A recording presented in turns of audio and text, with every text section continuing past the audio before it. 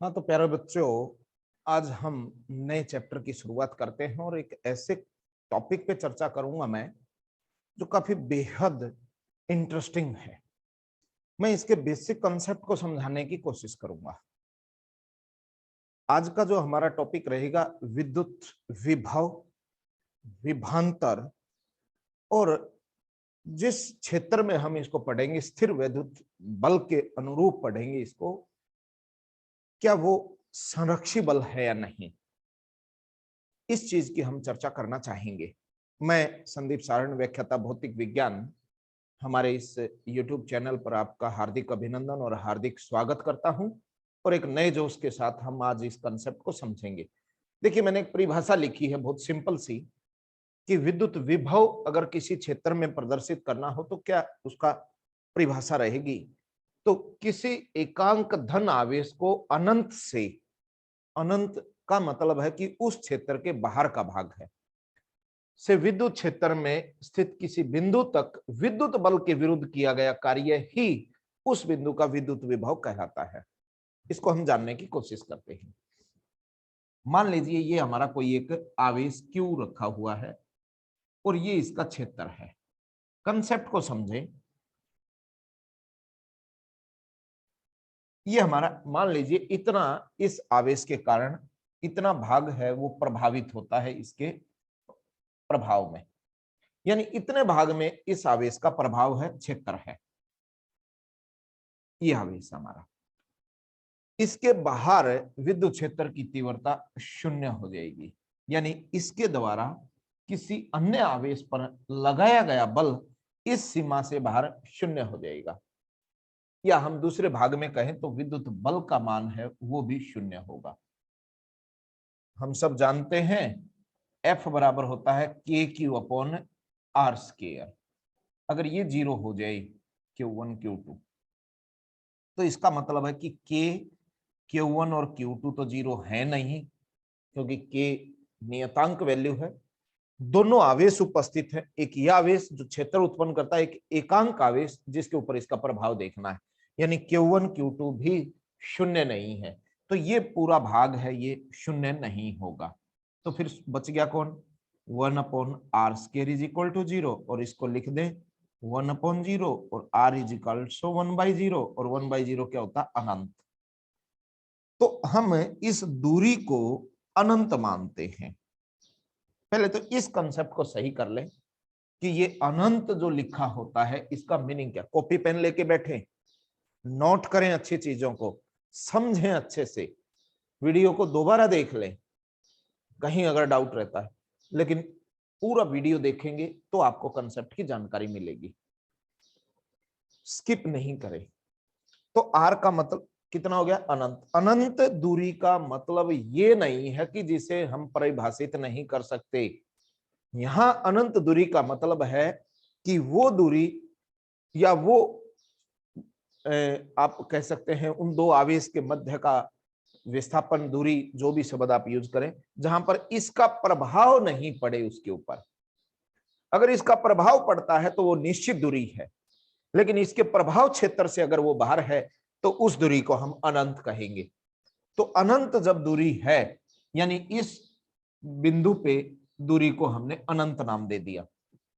कारण मैंने समझा दिया, क्यों दिया इसका नाम हमने, क्योंकि इस पर इस आवेश के कारण जो एकांक धन आवेश है Q0 पर लगने वाला बल शून्य है, यानी वो आवेश हमारा है इस आवेश के क्षेत्र से, प्रभाव क्षेत्र से बाहर है। पहला शब्द आपको क्लियर हुआ होगा। दूसरी बात में हम चलते हैं विभव को लेके, यानी हमें अनंत से लेके इसके क्षेत्र में लाना है किसी बिंदु ए पर।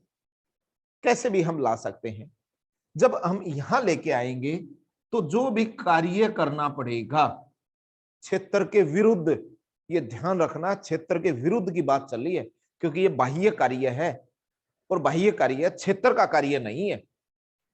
तो इसको हम अनंत कह दें, इसको हम ए बिंदु पे, तो यहां तक आने में जो कार्य हुआ है उसको हम बोलते हैं विभव इस बिंदु का। तो ए बिंदु अनंत से वी ए, या उल्टा कह लो, हम ऐसे शब्द यूज कर सकते हैं कि विभव बराबर है कार्य बटे हुए आवेश, जिस आवेश को लेके आई। और विभव का मतलब हो गया वी, ए का विभव है किए गए कार्य अनंत से ए बिंदु तक लाने में किया गया कार्य अपॉन 0। ये हमने नाम दे दिया क्योंकि इस बिंदु पर विभव का मान अनंत है, यानी अनंत दूरी पर विभव का मान 0 होता है। ये जो हमारी परिभाषा है, ये विद्युत विभव की परिभाषा है, ये वाली। यानी किसी आवेश को, एकांक आवेश को अनंत से, अनंत का मतलब क्षेत्र के बाहर से क्षेत्र के अंदर विद्युत बल के विरुद्ध, क्योंकि इस आवेश के कारण बल की दिशा बाहर की ओर है, उसके विरुद्ध कार्य किया हमने। और विरुद्ध जब कार्य करते हैं तो स्थितिज ऊर्जा को बढ़ाते हैं। कई किताबें ये शब्द लिखा मिलेंगी कि बिना त्वरित किए, उसको भी आज मैं क्लियर करूंगा कि बिना त्वरित किए कैसे होता है। अब हम पहले इसका, ये तो आपका सूत्र हो गया विभव का। अब हम बात करते हैं इसका मात्रक। बिल्कुल एक एक कंसेप्ट को समझाऊंगा मैं, याद रखना। विभव का मात्रक क्या है? विभव का मात्रक बराबर है, ये कार्य को जूल से लिखते हैं और यह आवेश है तो कुलाम, जूल पर कुलाम। और वोल्ट, ये इसका एसआई मात्रक है, एसआई मात्रक है वोल्ट। विमा सूत्र, विभव का विमा सूत्र, विमा सूत्र हमें रटने नहीं है, हमें आने चाहिए। इस सूत्र अगर आपको आता है तो विमा सूत्र निकालना आसान है। कैसे है? कार्य का होता है ऊर्जा के बराबर m1L2T-2, और ये आवेश है, आवेश का होता है AT। अगर आप इसको रीअरेंज कर दें तो आपका आंसर बन जाएगा m1L2T-3A-1। इसलिए इसको रटे नहीं, निकालना सीख ले। अब शब्द चलता है विभांतर। विभांतर परिभाषा यही है, अनंत बदल जाएगा यहां पे। क्या होगा? किसी एकांक धनावेश को विद्युत क्षेत्र में स्थित, विद्युत क्षेत्र में स्थित किन्हीं दो बिंदुओं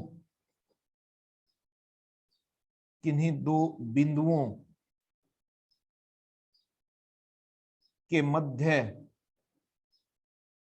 ले जाने में किया गया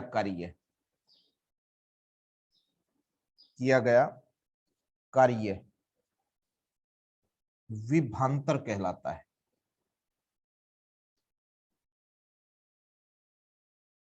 उन दो बिंदुओं के बीच विभांतर कहलाता है, विभांतर कहलाता है। इसको हम मान लीजिए, अब यही चित्र रखता हूं मैं, इसी चित्र की बात करते हैं। ये बिंदु ए भी क्षेत्र में है और ये बी बिंदु भी क्षेत्र में। हम ए से बी तक लेके आए हैं। ये भी बल के विरुद्ध है क्योंकि बल की दिशा बाहर की ओर है। तो क्या हो जाएगा? वी बी अंतिम माइनस प्रारंभिक किसके बराबर हो जाएगा? WAB upon Q0। ये विभांतर हो जाएगा। यहां तक किसी को कोई समस्या है? इसको नोट करें, देखें इसको, अगर किसी को कोई समस्या है तो। अब हम बात करते हैं इसके बेसिक कंसेप्ट को जानने की बात करते हैं। हमारा टॉपिक है स्थिर विद्युत विभव और विभांतर। क्लियर है?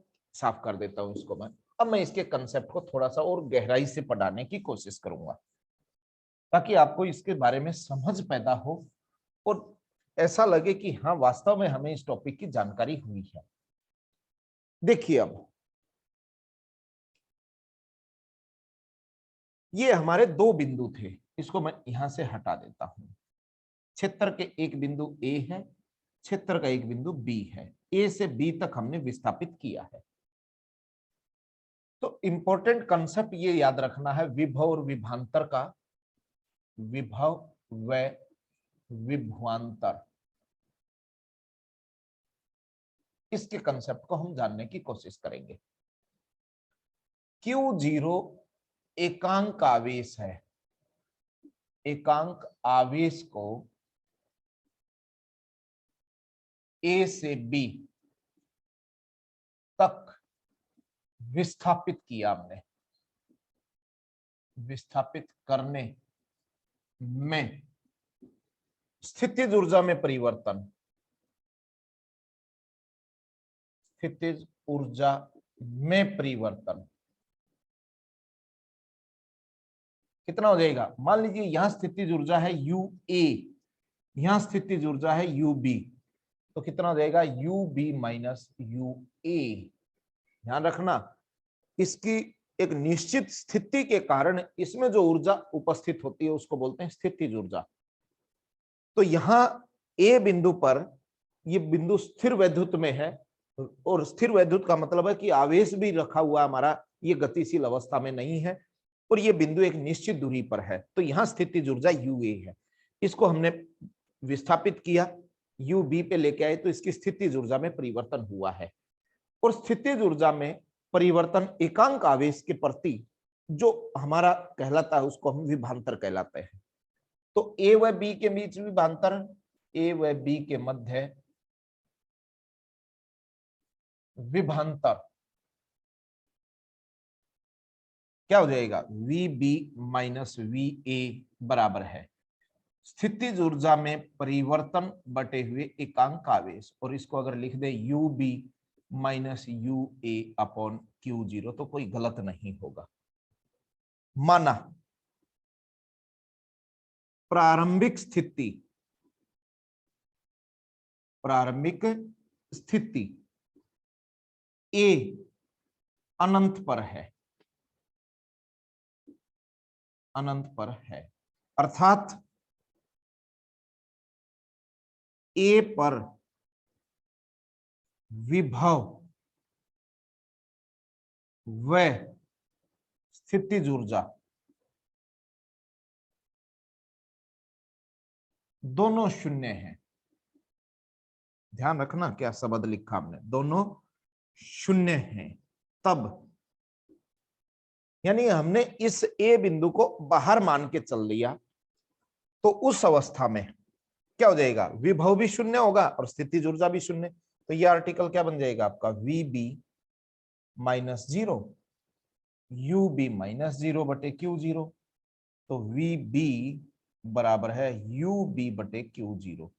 हम ये नहीं कह सकते क्या कि किसी विद्युत क्षेत्र में किसी बिंदु पर विभव का मान उस बिंदु पर स्थितिज ऊर्जा व एकांक आवेश के अनुपात के बराबर होता है, यानी ये विद्युत ऊर्जा के अनुपात के रूप में हमने ले लिया इसको।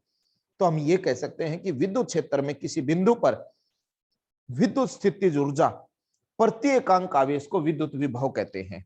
यानी ये क्या है? यहां हम क्या कह सकते हैं कि विभव बराबर है स्थितिज ऊर्जा बटे हुए एकांक आवेश। ये भी परिभाषा बन गई, स्थितिज ऊर्जा के रूप में हमने इसको परिभाषित कर दिया। अगर आप देखें कि हम इस क्षेत्र को संरक्षित क्षेत्र मान के चलते हैं, क्या मान के चलते हैं? संरक्षित क्षेत्र मानना है हमने इसको। देखना, इसी कंसेप्ट को मैं आगे लेके चलता हूं, बहुत ध्यान से सुनना है इस बात को। इसी चित्र को मैं रख लेता हूं। अब हमने क्या किया कि जो ये विद्युत क्षेत्र वाला भाग था E, ये बिंदु आपका A, ये बिंदु B, अगर A को आप अनंत पे ले लें, इसके विरुद्ध आप आ रहे थे, यदि विद्युत क्षेत्र संरक्षी है तो मान प्रारंभिक वह अंतिम अवस्था पर निर्भर करेंगे, अवस्था पर निर्भर होंगे। हम सब जानते हैं संरक्षी का मतलब क्या होता है। संरक्षी बल के प्रभाव में क्या होता है, प्रारंभिक और अंतिम दो बिंदुओं पर निर्भर करते हैं। और हमने मान लिया कि विद्युत क्षेत्र के कारण, विद्युत क्षेत्र के कारण आरोपित संरक्षी बल या आरोपित संरक्षी बल के कारण किया गया कार्य WE मान लिया मैंने, क्योंकि विद्युत क्षेत्र जो कार्य करेगा उसको मैंने क्या मान लिया, WE। इसको हटा देता हूं मैं यहां से। आप इसको समझने की कोशिश करें। क्या कह रहे हैं हम भाई, यहां पर आपका धन आवेश है, ये प्लस का क्यों, ये भी प्लस है, तो अगर इसका क्षेत्र अगर इसके ऊपर बल लगाएगा तो बाहर की ओर लगाएगा, और क्षेत्र के द्वारा किया गया कार्य अगर आप WE मान लें तो ये बाहर की ओर रहेगा। तो उस समय आप अगर इसको देखें विभव की बात को, तो विभवांतर क्या बनेगा आपका, तो उस समय विभवांतर जो आपका बनेगा, विभवांतर का मतलब ए और बी की बात चल रही है हमारी, ये यहां लेके गया तो इस दिशा में चल रहा है, हम इसके विरुद्ध चल रहे हैं। तो उस समय अगर आप इसको देखें तो विभवांतर का मतलब है कि VB माइनस VA, यानी अंतिम माइनस प्रारंभिक, इधर भी क्या हो जाएगा W अंतिम B minus WA upon Q0, यानी और A बिंदु हमारा अनंत पे है। अगर A अनंत पे है तो इसको हम किस रूप में लिख देंगे, किस रूप में लिख देंगे, WB तो 0 हो गया, V हो गया, ये 0 हो गया, WB हमारा इस दिशा में गया है ये, तो ये आपका प्रारंभिक A माइनस B, सॉरी अंतिम माइनस प्रारंभिक, क्योंकि आप अब आ तो इधर रहे थे, हम इसके अगेंस्ट में गए हैं, तो ये हमारा कार्य क्या हो जाएगा, अगर इस कार्य को लिखना चाहें आप minus WE upon Q0। Minus क्यों आ रहा है, याद रखना विद्युत बल के कारण किया गया कार्य इस दिशा में है और आप तो इस दिशा में लेके आए हैं इसके। ये ऋणात्मक चिन्ह किस चीज को बताता है, विपरीत दिशा को, विपरीत दिशा या विरुद्ध शब्द को प्रदर्शित करेगा। ये ऋणात्मक चिन्ह है आपका। अब हम ये कह सकते हैं कि किसी क्षेत्र में दो बिंदुओं के मध्य विभवांतर किसी एकांक आवेश को प्रारंभिक बिंदु A से B तक ले जाने में विद्युत क्षेत्र द्वारा किए गए कार्य का ऋणात्मक होता है। देखो ये विद्युत क्षेत्र का कार्य है, क्यों, क्योंकि आप तो अंदर आए थे, विद्युत क्षेत्र इधर गया है, दोनों क्या हो गए, एक दूसरे के विरुद्ध हो गए। तो विभवांतर को अगर आप विद्युत क्षेत्र के पदों में लिखें, बाह्य कार्य के पदों में नहीं, परिभाषाएं किताबों में लिखी होती हैं कि किया गया बाह्य कार्य या किसी आवेश को लाने में किया गया कार्य। अगर आप आवेश को लाने में कार्य करेंगे तो वो बाहर का कार्य है, लेकिन मैं यहां क्या समझा रहा हूं आपको, विद्युत क्षेत्र के द्वारा किया गया कार्य। तो विभवांतर की एक परिभाषा ये भी है कि किन्हीं दो बिंदुओं के मध्य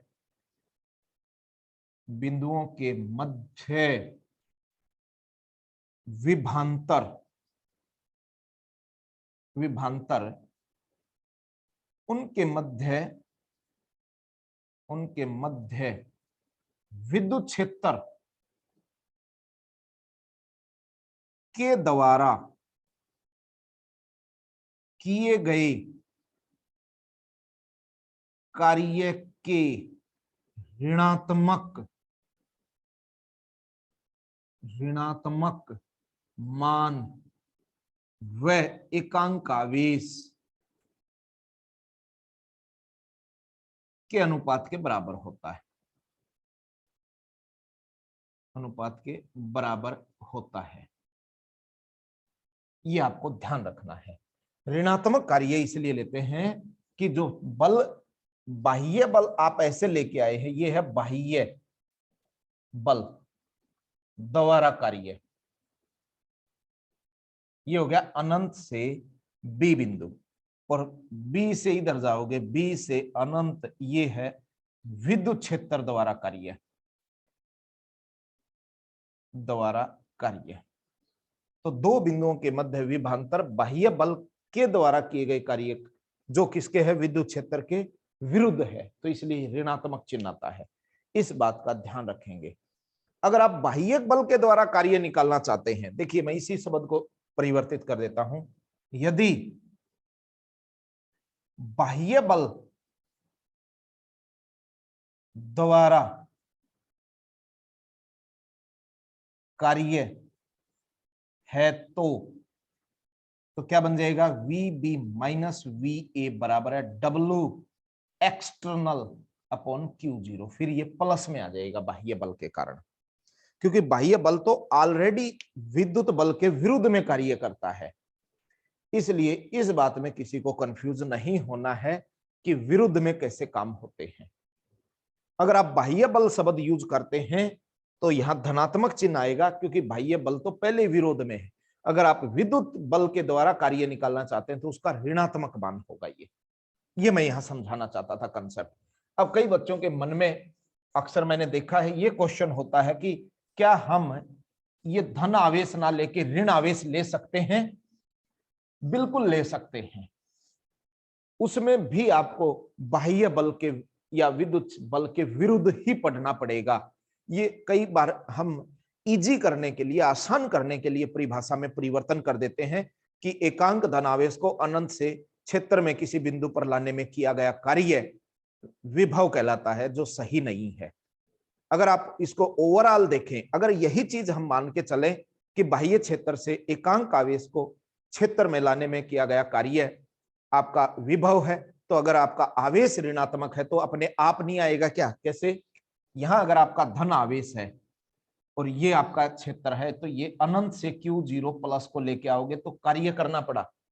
अगर ये यहां आवेश माइनस का हो जाए आपका और फिर यहां से क्यू जीरो के लाओगे तो कार्य करना ही नहीं पड़ेगा, अपने आप नहीं आ जाएगा क्या? इसलिए शब्द है विद्युत क्षेत्र के विरुद्ध। क्यों? क्योंकि यहां विद्युत क्षेत्र की दिशा ये है तो इसके विरुद्ध में कार्य कर रहे हो। इसके लिए विद्युत क्षेत्र की दिशा ये है तो आप इस दिशा में इसको पढ़ेंगे आप। इसलिए ध्यान रखना है कि विद्युत क्षेत्र के विरुद्ध ही क्यों लिखा जाता है, क्योंकि अगर आपका ये आवेश ऋण है और एकांक आवेश को अनंत से इधर लाओगे तो आपको कोई कार्य नहीं करना पड़ेगा। ये कार्य तो कौन कर रहा है? विद्युत क्षेत्र कार्य करता है। और विद्युत क्षेत्र के ऋणात्मक के बराबर मैंने अभी सिद्ध लिख के बताया है इसको।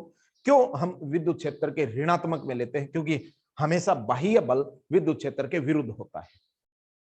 तो आप अब समझ चुके होंगे कि ये क्या कंसेप्ट है हमारा।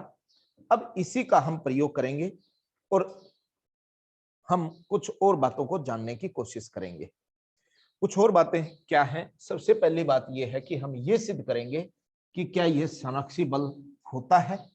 मान लीजिए ये ए बिंदु है, ये बी बिंदु है, दोनों विभव में हैं, यानी किसी क्षेत्र में दोनों बिंदु हैं, तो ए बिंदु पर विभव का मान ए है और बी बिंदु पर विभव का मान बी है। तो यहां हमारा आर्टिकल है कि चित्र अनुसार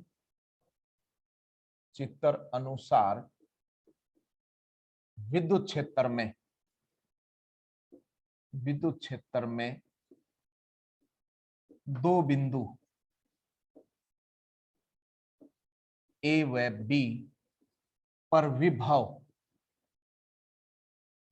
क्रमशः वी ए व वी बी है। हमने ये मान लिया। एकांक धनावेश, पूरा लिख लो, एकांक धनावेश क्यू जीरो को ए से बी तक ले जाने में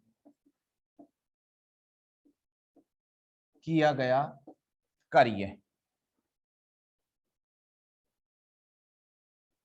हम ए से बी तक इस रास्ते से इसको लेके चले गए। ये पहला रास्ता है।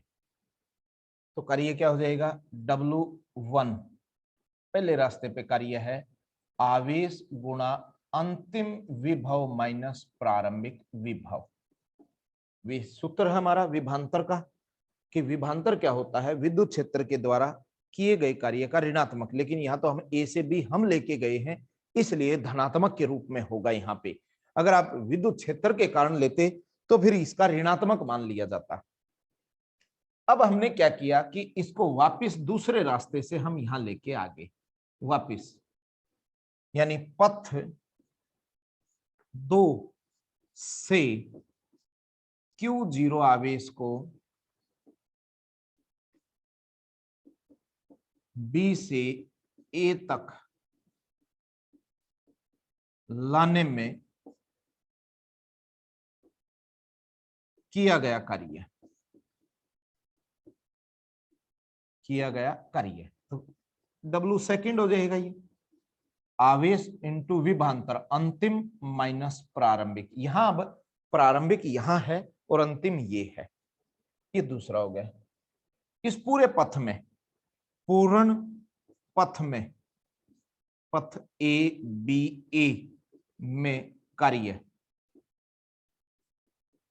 कुल कार्य क्या हो जाएगा, दोनों को जोड़ दो W1 प्लस W2 और दोनों के मान रख के देखिए Q0 VB minus VA plus Q0 VB VA minus VB। Solve करें, Q0 VB minus Q0 VA plus Q0 VA minus Q0 VB। आप देखेंगे सब कैंसिल होके 0 हो जाएगा। तो हम कह सकते हैं कि इस बंद परिपथ में कुल कार्य, अतः बंद पथ में कुल कार्य 0 है। तो विद्युत बल संरक्षी बल होगा।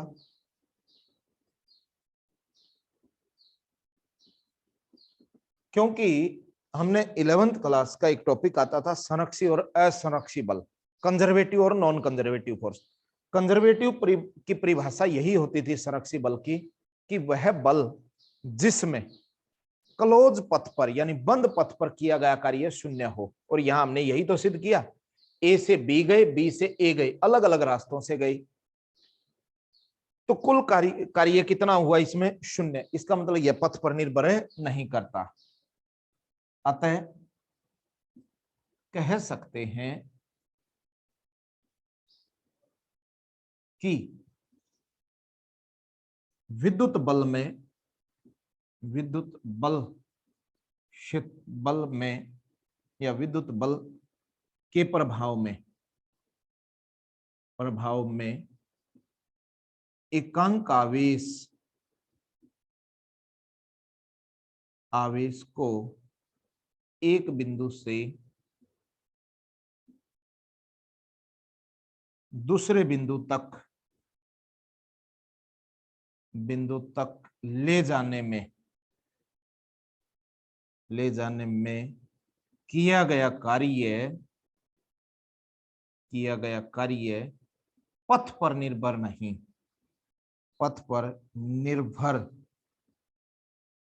नहीं करता, वह इसकी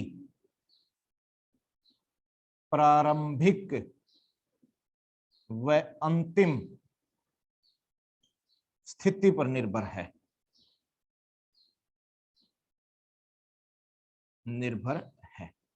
इसका मतलब यह संरक्षी बल है। अगर आपको सिद्ध करना आ जाए संरक्षी बल का कंसेप्ट, तो आप इस तरीके से संरक्षी बल के कंसेप्ट को सिद्ध कर देंगे। बात समझ में आई? ये विभवांतर का कंसेप्ट था और ये हमारा कंसेप्ट था कि विद्युत क्षेत्र के प्रभाव में किया गया कार्य या विद्युत बल या विद्युत क्षेत्र संरक्षी होता है। विद्युत बल संरक्षी बल होगा, ये हमने प्रूफ भी कर दिया। अब मैं एक टॉपिक पढ़ा देता हूं आप लोगों को कि